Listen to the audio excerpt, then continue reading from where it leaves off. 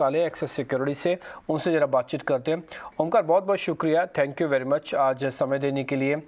इन्फोसिस ने ये चीज़ बताई है कि अपनी वो वेरिएबल जो उनके हैं, जो अपने एम्प्लॉयज़ को देते हैं, उसमें से रफ ये है कि 30% कट करेंगे और एवरेज 70% वेरिएबल प्रोवाइड करेंगे। ये का मैसेज दो तरीके से हो सकता है। पहला ये है कि आपको एट्रिशन रोकना है तो आप वेरिएबल के हिस्से को कंडीशन अप्लाइड कर दो। दूसरा ये भी हो सकता है कि उनके मार्जिन्स को लेकर प्रॉब्लम है और मार्केट इसको बहुत अच्छे से सेंस नहीं कर रहा, क्योंकि इन कंपनीज के मार्जिन सबसे अच्छे रहते थे। अभी मार्जिन्स पे ही प्रेशर आ गया तो जो सबसे अच्छी चीज़ है वही ख़राब हो रही है। तो मैं ज़रा आपसे जानना चाहता हूँ ये प्रॉब्लम कितनी बड़ी है और कितना जूझना पड़ेगा इससे कंपनियों को। Yes, thank you and thank you very much for the opportunity. आप इसको इस नजरिए से देख सकते हैं या फिर कि जो भी वेरिएबल पे होता है that is on basically on the basis of the performance. तो जो परफॉर्मेंस डिले है, डिलीवरी डिले है, वो थोड़ा सा एक्सटेंड हो सकता है। अभी कंपनीज ने मार्जिन पे प्रेशर जो बन रहा था because of the higher supply side constraints, वो रिलैक्स करने के लिए वेरिएबल पे मिड टू हायर लेवल के कंसल्टेंट्स या फिर अदर जो भी उसमें वो हायरार्की में आते हैं उसका डिले किया है। जो बॉटम ऑफ द पिरामिड है they already have given it. So margin पे इमीडिएट बेसिस पे थोड़ा सा रिलैक्सेशन आ सकता है and also which supports the currency that will going to supports.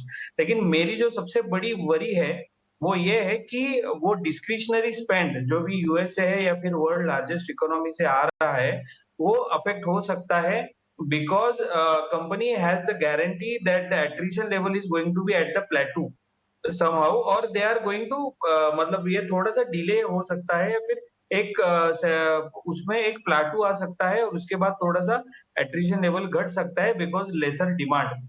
अभी FY 22 में डिमांड बहुत अच्छा था, ज्यादा था, इसके लिए वो एट्रिशन लेवल बहुत बढ़ गया था। वो किधर तो फ्लैट होने का चांसेस दिख रहा है मुझे। Omkar, good morning. Of course ये तो हुई मार्जिन्स की बात और साथ ही सैलरी स्ट्रक्चर में जो ऑल्टरेशंस कर रहे हैं। एट्रिशन पर आपने बातचीत कही। Of course salary structure lucrative देने के बाद भी इतने बड़े एट्रिशन लेवल्स देखने को मिले। बड़ी दिग्गज कंपनियां इन्फोसिस, टीसीएस के मैनेजमेंट में ने भी कहा कि एट्रिशन एक सबसे बड़ी प्रॉब्लम है। घट सकता है ये आप कह रहे हैं, लेकिन एट्रिशन की समस्या कितनी बड़ी है IT सेक्टर के लिए और ये कब तक ठीक होती हुई नजर आएगी? जी, डिमांड बहुत ज्यादा हो गया, मल्टी बिलियंस कॉन्ट्रैक्ट साइन होने लगे थे। स्पेंडिंग, IT स्पेंडिंग जिसको बोलते हैं, वो across sectors, BFSI, retail, manufacturing और हाईटेक, ये सभी सेक्टर से आ रहा है। तो डिमांड जो वर्टिकल स्पेशलिस्ट है क्लाउड ट्रांसफॉर्मेशन के लिए, जितने भी कोडर्स है या फिर जितने भी स्पेशलिस्ट है, उनके लिए डिमांड बहुत बढ़ गया था exponentially. That's why attrition is become a key issue for any IT services company. Infosys की माने जाए तो 28% एट्रिशन लेवल था, माने कि 28% लोग उनको छोड़ के जा रहे हैं और बाद में वापस उनको रिक्रूट करना पड़ रहा है just because to get your work done. अभी आगे नेक्स्ट 2 to 3 क्वार्टर्स में जब ये डिमांड सिनारियो सेटल हो जाएंगे और एक रैंप अप जाते हुए दिख रहा था और एक स्टेबिलिटी आएगी नेचर ऑफ बिजनेस में और डिलीवरी में, तो प्लाटू और इसमें एक एट्रिशन लेवल का एक सेटलिंग डाउन आप देख सकते हैं या फिर आने वाले समय में एक 6 महीने के पीरियड में हो सकता है। अगर स्लो डाउन हुआ यूएस में तो एट्रिशन लेवल बहुत ज्यादा ड्रॉप हो सकता है और थोड़ा सा ले ऑफ भी देखने को मिल सकता है if there is an slow down from the world's largest economies.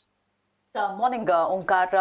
Slow down के तो खैर साइंस हैं, इस पर तो खैर बड़ा डिबेट है कि स्लो डाउन होगा, इकोनॉमिक स्लो डाउन माइल्ड होगा या सिर्फ ग्लोबल मार्केट्स में रहेगा, इंडिया पे कितना टच बेस होता है। लेकिन अगर टेक्नोलॉजी स्टॉक्स को ग्लोबली देखें, टेक्नोलॉजी कंपनियों को, सिर्फ इंडिया की बात नहीं करें, बाहर की भी बात करें, तो आप गूगल की चाहे बात करें, उन्होंने क्लियर साइन दिए हैं कि वो स्लो डाउन करेंगे on hiring.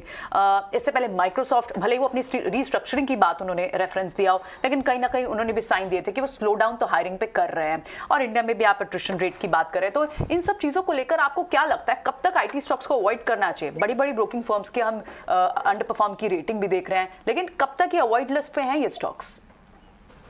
Ji, avoid list पे अगर आप लॉन्ग टर्म इन्वेस्टर हो तो आप देख सकते हैं कि IT सर्विसेज का जो नेचर है, हालांकि गूगल, माइक्रोसॉफ्ट और प्रोडक्ट ड्रिवन कंपनीज, एंड वो जो इन्फोसिस, टीसीएस है वो सर्विस ड्रिवन है।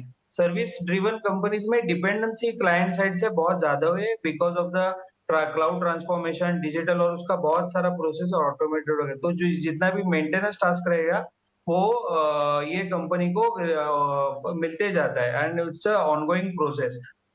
सो उसका थोड़ा डिले हो सकता है। बिजनेस अभी भी स्ट्रेंथन है, डिमांड सप्लाई है। जो कि प्रेशर है वो भी discretionary spend cuts, attrition level और supply side constraint which are there to emphasize on a stock. So मेरी माने तो आप एक 6 महीने या 8 महीने के लिए होल्ड ऑन कर सकते हैं स्टॉक पे और स्टैगर्ड मैनर पे बाय कर सकते हैं, लेकिन आगे जाके ये कंपनीज अच्छा डिलीवर कर सकती है कंसिस्टेंट लेवल पे। ओंकार, क्योंकि आप इन सारी कंपनीज को काफ़ी गौर से देखते हैं, इनके फाइनेंशियल्स तो आपको बकायदा मुँह ज़बानी याद भी होंगे। मैं आपसे ना कुछ एक कंपनीज के बारे में पता करता हूँ, आप मेरे को सिर्फ ये बताते जाइएगा कि किस में हमको पहले शुरुआत में आना है, किस में हमको बाइंग ऑन डिप्स करना है। मैं 2 कैटेगरी आपके लिए दे सकता हूँ, और किस में अभी आ जाएं और किस में बाइंग ऑन डिप्स करें। तो पहला मैं 3 कंपनीज आपके सामने रख रहा हूँ। एक है TCS बड़ी कंपनीज में, दूसरा इन्फोसिस और एक है विप्रो। इन तीनों में से मेरे को आप बताइए कि किस में आप अभी कह रहे हैं कि अभी एकदम से शुरू कर दो बाइंग, और किस में आप बाइंग ऑन डिप्स करें। फिर मैं 3 मिड कैप कंपनीज भी रखूंगा। इन्फोसिस पहला number, second number is TCS, and Wipro last, third number. First आप कह रहे हैं TCS, सेकंड है इन्फोसिस। इन्फोसिस फर्स्ट है, ओके। TCS आपका सेकंड हो गया, विप्रो आपका थर्ड हो गया। तो मैं मान के चलो इन्फोसिस के अंदर अभी से हम खरीदारी करना शुरू कर दें, तो हम ठप्पा लगा दें, आपकी इस बात पे मोहर लगा दें? लेकिन लॉन्ग टर्म के लिए एंड स्टैगर्ड मैनर पे, एकदम पूरा नहीं, सो थोड़ा थोड़ा। ओके, ठीक है। तो आप एक काम कीजिए, इन्फोसिस का शेयर लगाइए और इस पे लगाइए स्टैम्प के इन्फोसिस से आप थोड़ा थोड़ा करके शुरू कर सकते हैं। दूसरा आप लगा दीजिए TCS पे भी स्टैम्प बाइंग ऑन डिप्स की, कि इसमें आप धीरे धीरे करके शुरुआत कर सकते हैं। और तीसरा विप्रो के अंदर आपकी प्रेफरेंशियल लिस्ट में तीसरा है, तो उस पर हम ठप्पा मारते ही नहीं। तो हम एक काम करते हैं, सिर्फ इन्फोसिस और TCS को ही लेके चलते हैं फिलहाल 2।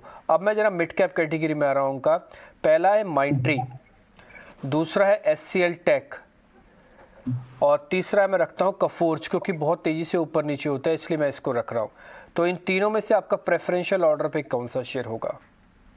HCL tech is a large cap, तो हम लोग ये करते हैं कि परसिस्टेंट ले लेते हैं। उसमें परसिस्टेंट में विजिबिलिटी बहुत अच्छा है, रेवेन्यू ग्रोथ बहुत अच्छा है, तो वो मेरा सबसे टॉपिक रहेगा। सेकेंडली मिड कैप में माइंट्री आ सकता है, जो कि स्टैगर्ड मैनर पे, क्योंकि विजिबिलिटी अच्छा है, रेवेन्यू ग्रोथ मोमेंटम अच्छा दे रहा है। और thirdly I can recommend you to LTI and avoid whatever the company that you have just spoken about. कफोर्ज को हमने हटा दिया, SCL टेक आपने हटा दिया, तो आपके प्रेफरेंशियल ऑर्डर में हो गया Persistent. Valuation is bit higher. ठीक है, तो हमने इस कैटेगरी के अंदर भी हम एक बार स्टैंप लगा लेते हैं, ताकि दर्शकों को निचोड़ भी मिल पाए इस पूरी चर्चा का। तो ऑलरेडी हमने सारे ग्राफिक्स के जरिए प्रॉब्लम बताया, ओंकार ने उसको डिस्कस भी किया, और आपके पास ये पता लग गया कि आपको शेयर कौन कौन से ध्यान में रखने, जिसमें आप लेके आ सकते हैं पोजीशंस अपनी। फर्स्ट परसिस्टेंट पे बाइंग ऑन डिप्स का ठप्पा लगाएं, और सेकंड शेयर होगा माइंट्री, जिस पे आप बाइंग का ठप्पा लगाएं, और एक क्योंकि ओंकार ने खुद से शेयर दिया है LTI, इस पे भी आप बाइंग का ठप्पा लगा सकते हैं बाइंग ऑन डिप्स के तौर पर। तो ये कुछ एक शेयर्स हैं जो आज की समरी पे आए हैं। मानसी, आपके पास कोई और सवाल? हाँ राइट, ठीक है, बिल्कुल एब्सोल्युटली। तो IT पे तो हमने काफी अच्छी डिस्कशन कर ली रिम्पी, तो यानी आप ये स्टॉक्स भी ले चुके हैं। एक बार मार्केट पर फिर से नजर डालें। बिल्कुल ओंकार, बहुत शुक्रिया आपका आज कार्यक्रम में जुड़ने के लिए, आज हमको समय देने के लिए, बताने के लिए कि IT में इस समय क्या किया जाए। तो पूरी समरी हम आपके स्क्रीन पे लेके आ चुके हैं।